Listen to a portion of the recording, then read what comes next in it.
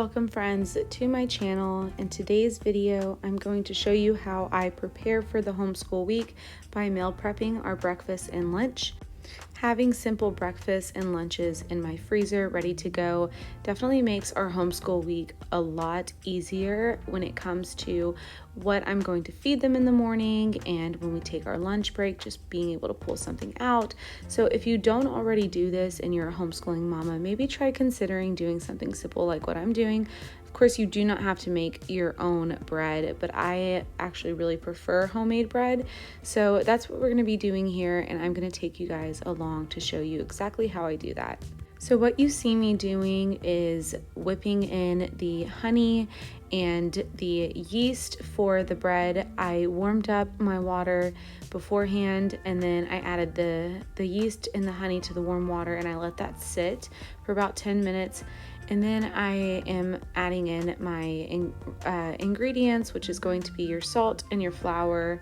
And I actually forgot to add the butter. I was on the phone with my mom, so I got really distracted, but you do add butter at this point as well. And then you just knead it, and it's super simple. I follow the recipe on the organic Costco flour bag. So the bag that you see in this video is actually not the flour that I typically use. They've been out of the one that I really love, which is where I got this recipe from. So I've tried a few different bread recipes in the past, and honestly, this one is my absolute favorite. It's easy to follow and it never fails me. So this is the one that I use, and I can list down in the description the exact recipe for you guys. It's really simple. So I'm kneading out the dough here, and that's where I forgot to add my butter. And then here's where I start to actually add in the butter.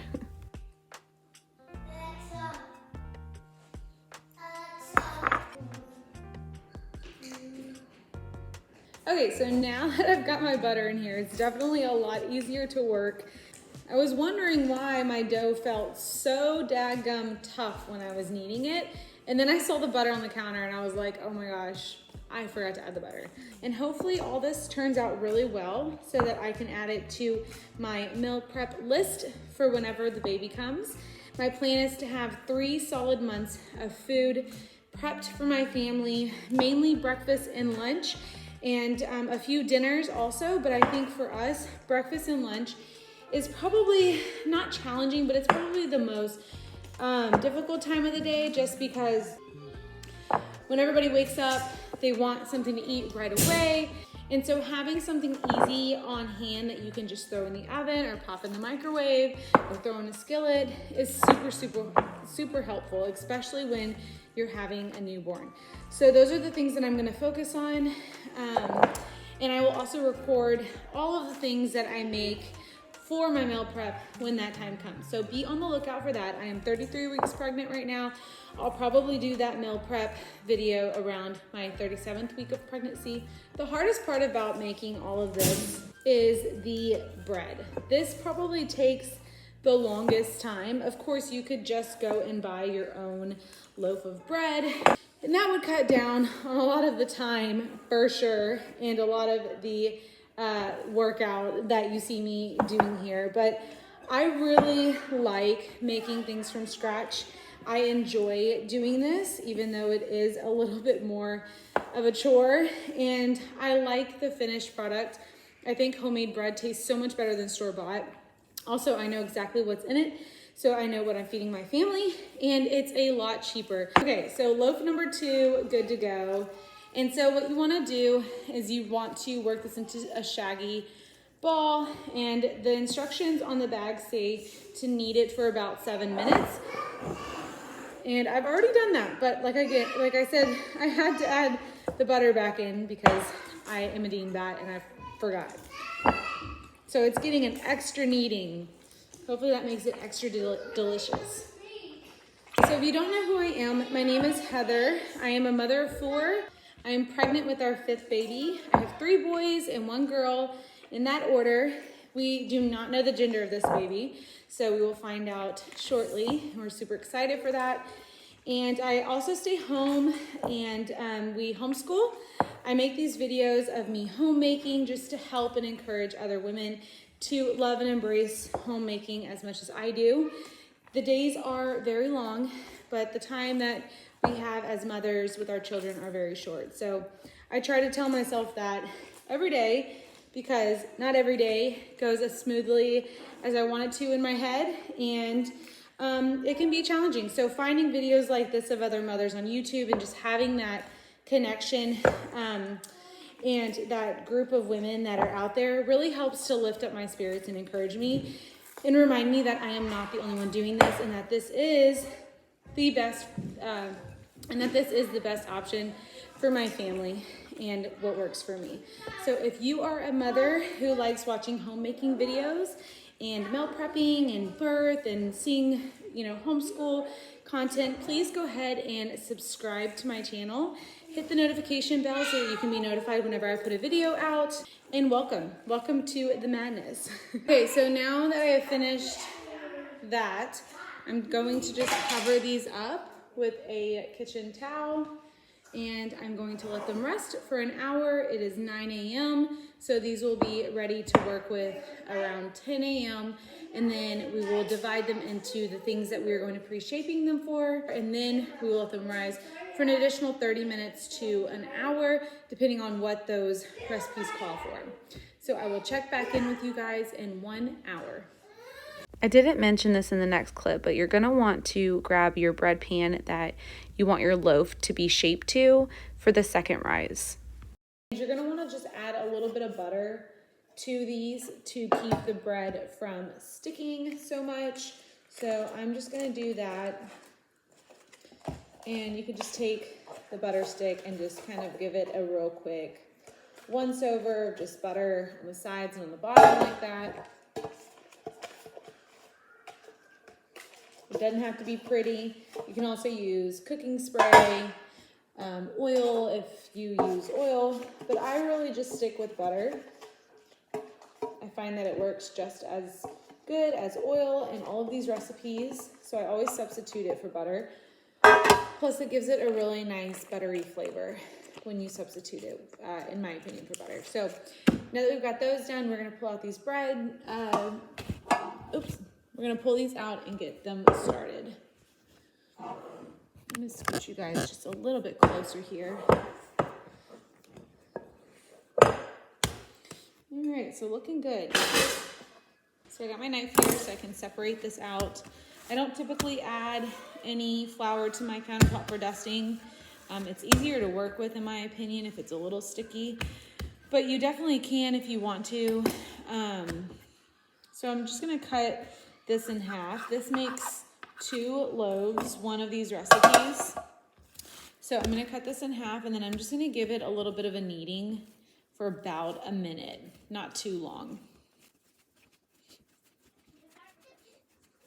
So I'm just going to do the next one.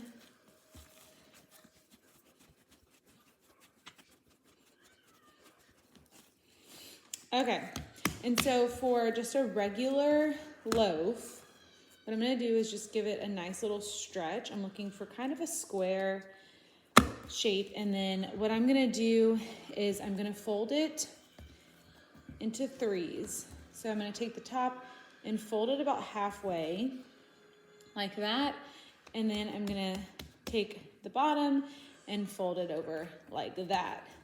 Once you have this shape, this is what I do. I take it from the bottom and I just roll it, pushing it in and adding a little tension, creating a little tension.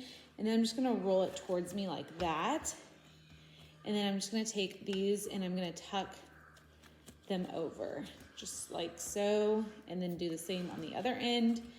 And then you're just gonna take it and keep creating a little more tension, kind of elongating the shape of the loaf. So once I've done that, I'm going to just take this and try to place it seam down into my loaf pan. And then we're gonna do this for each loaf, and this is gonna rise in here for an hour. I'm gonna set them over here once I'm done, just to get them out of our way. So I'm just gonna repeat the process 2 more times.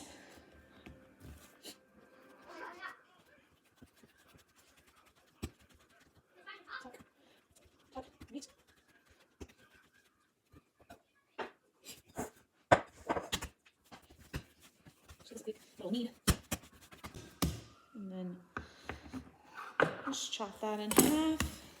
Again, I'm doing the same thing I did in with the other guys. I'm just gonna give them a quick little knead for 1 minute.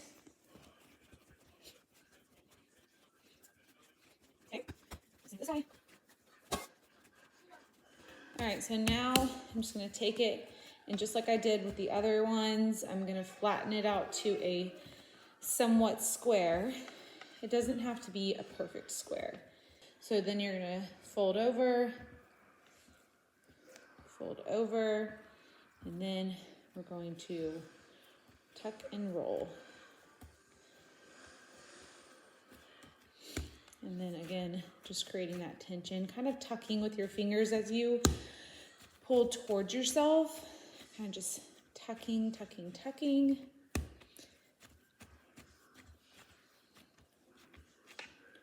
And folding those sides. So those are my 3 loaves. And these 3 loaves will sit here and rise for an hour. I'm gonna get those guys covered. And this other one here is actually going to be a braided pan. So I'm not gonna put this one on a dish like that. I'm actually just going to put it on a parchment paper, and that's this one. I mean, you could do the exact same thing, but I really like to braid a loaf. I think it turns out beautiful. So that's what I'm gonna do. And this is really, really simple.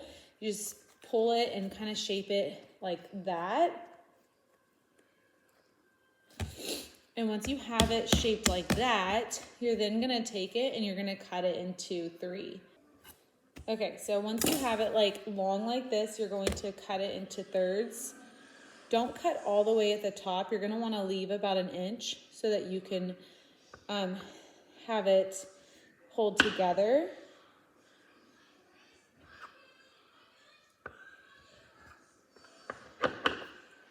Okay, so now you have these 3 like legs, and then you're just gonna give it a little bit of a pull.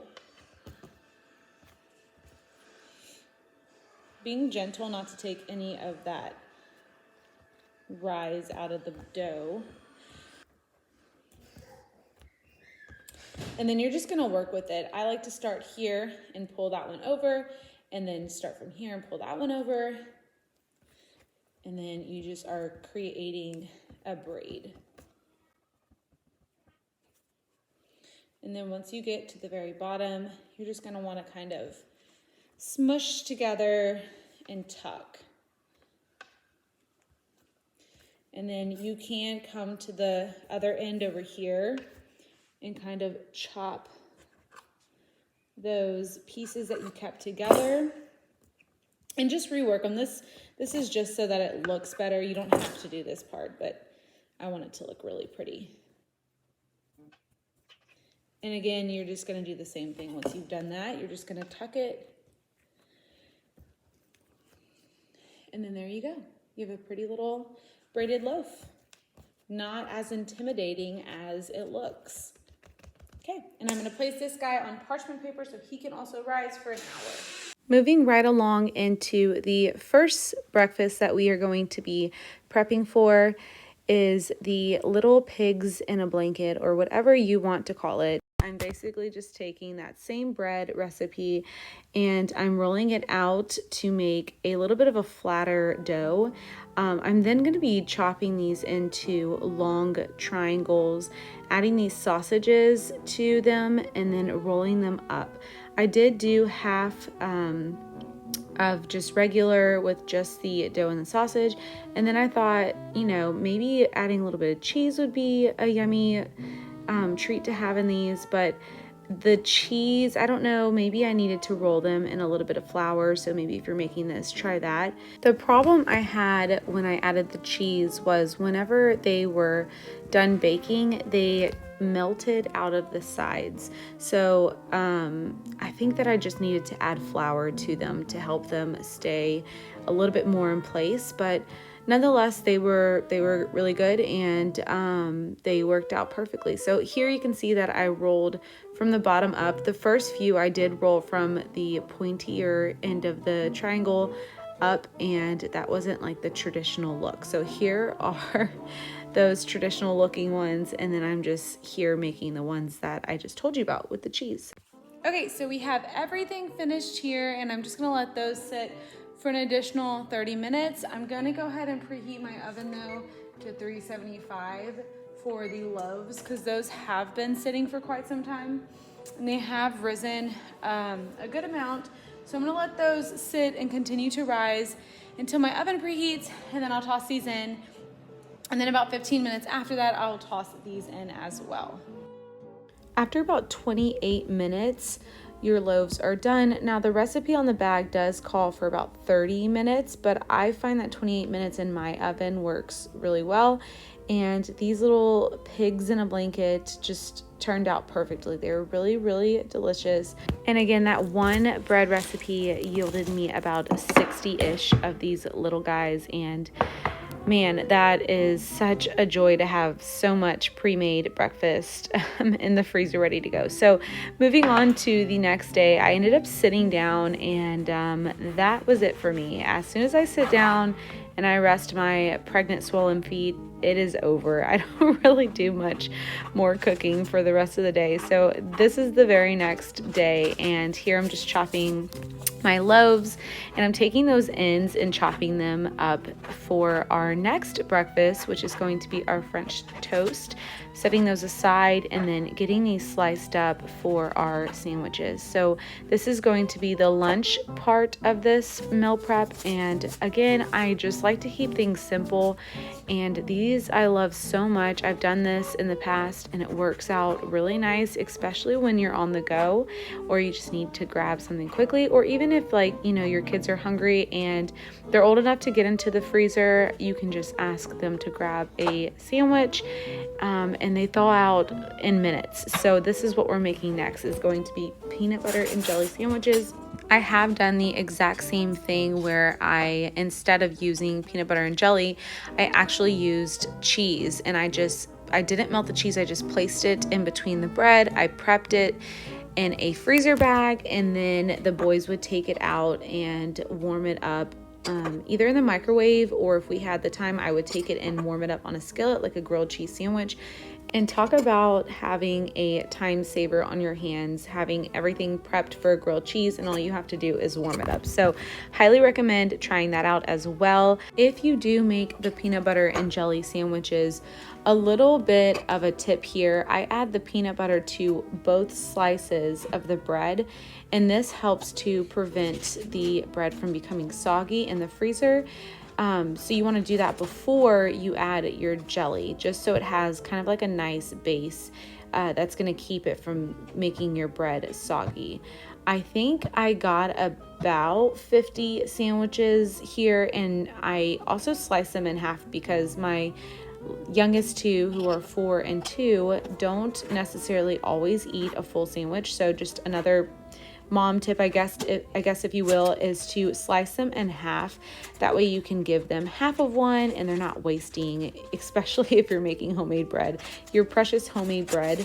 And then, you know, just put them in your Ziploc baggies, get all that air out, and freeze it up. So a sad thing about my braided loaf is that it burnt on the bottom. I think I had it too close to the bottom of the rack, and it just kind of burnt a little bit, but I was able to just cut that slice off, and this is what I'm going to be using for the French toast. For the French toast, I'm just going to crack 5 eggs, and I don't really measure my milk, but if I had to guess, maybe 2 cups of milk. This is going to give me enough mixture for that one loaf that you saw there. I add a little bit of cinnamon and just a little tiny bit of nutmeg, and I think I also added some vanilla. I gave that a really quick whisk, and then I start dipping the bread in on a buttered skillet. Again, you're going to add a little more cinnamon to these if you want them extra cinnamony, if that's a word. If not, what you have in the batter is probably good enough, but we really like cinnamon around here, so I added a little bit more to ours. Another way you can do a French toast for breakfast is just chopping up the bread and putting it in like a aluminum tin, and then later on you can add your eggy mixture and just pour it over the night before and then pop it in the oven for breakfast the next morning. That's another option, but again, I like to make this easy for me by having it already made. That way my kiddos can just plop it on a plate, throw it in the microwave, and self-serve themselves breakfast. And so that really works for me. Either way, they turn out really good and delicious. This is how we prepare it. Sometimes I do it in the microwave, but I wanted to show you guys how you can also do it on the skillet and warm it up, and then bada boom, bada bang, there you go. So these are a little bit different. You can do these in the microwave. I don't think that you can do them on the skillet. You can definitely do them in the oven. It would take a little bit longer, but again, I just like to wrap these in a wet paper towel to help them not dry out. And then again, these turned out so delicious. So easy, you guys, and it saves you so much time during the week as well. And for the peanut butter and jelly sandwiches, you're just going to thaw those on the counter, and it doesn't get much easier than that. That is it, y'all. I really hope that you enjoyed watching me prep for my family. And until then, I will see you guys in the next one. God bless.